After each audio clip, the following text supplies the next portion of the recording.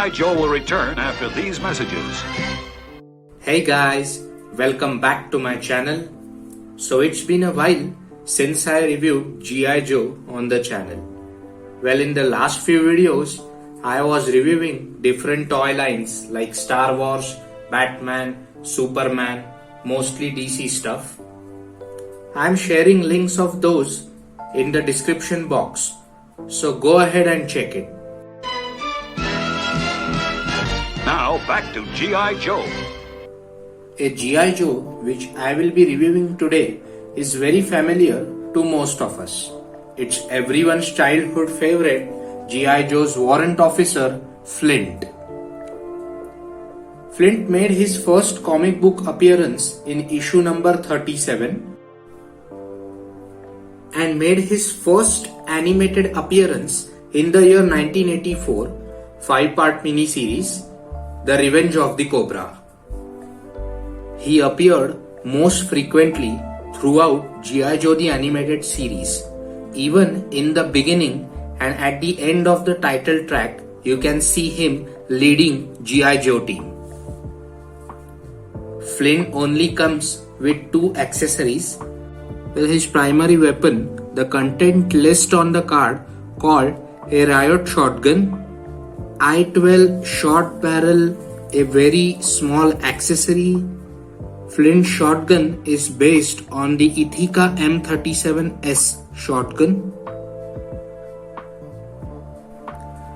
Well, because of the size of this shotgun, it is very easy to lose or breaks very easily.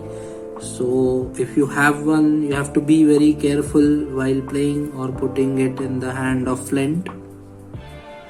Never mind, I'll come and get you. And a military green backpack. It looks very distinctive backpack because a lot of Joes had a similar load pack. I am very curious to know what are these 2 sticks at the top. Are they dynamites or radium sticks? Or maybe a nunchucks? Please comment and let me know what it is. At the center, we can see a canteen, and on both sides we see molded hand grenades.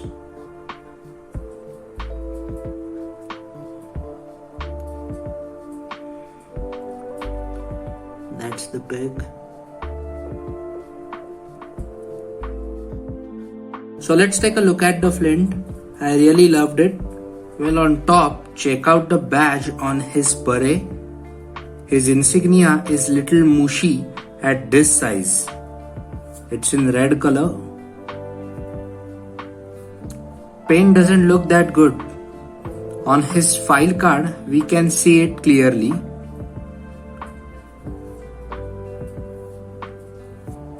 It's actually a real badge.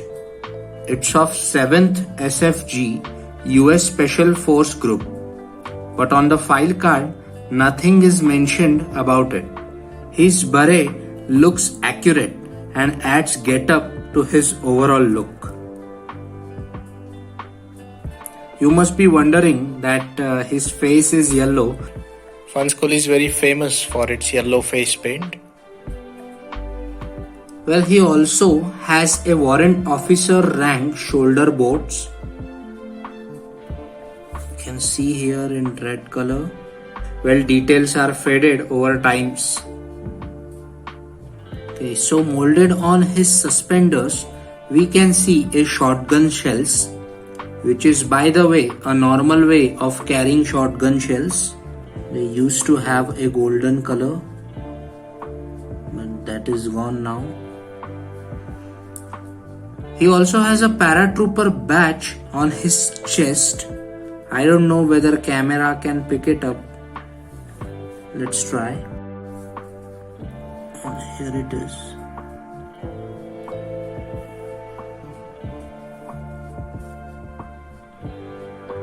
It is there.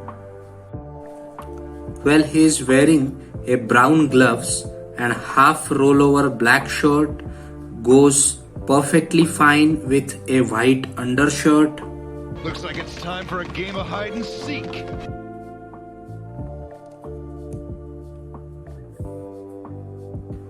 and on his vest he is wearing two belts in brown color overlapping each other, one with US written on it. The second belt behind has eagle on it. One belt has a pistol bullet sculpted on it, here and here, and on both sides we can see pockets. And on the right thigh he is holstered with a modern firearm, and left leg is pretty much plain, and at the bottom he has army issued boots. They are painted in black colors.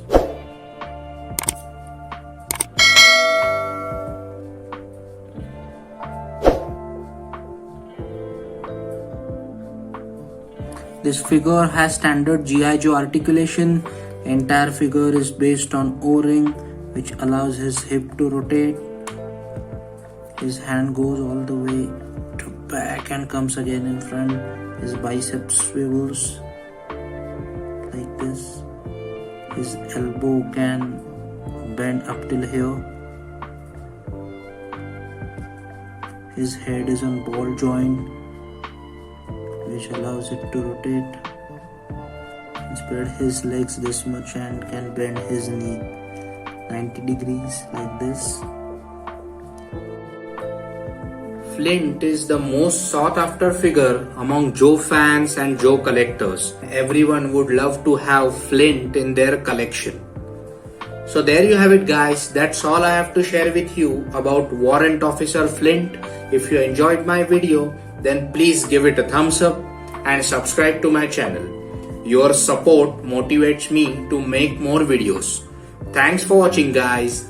Yo Joe. Stay tuned. G.I. Joe.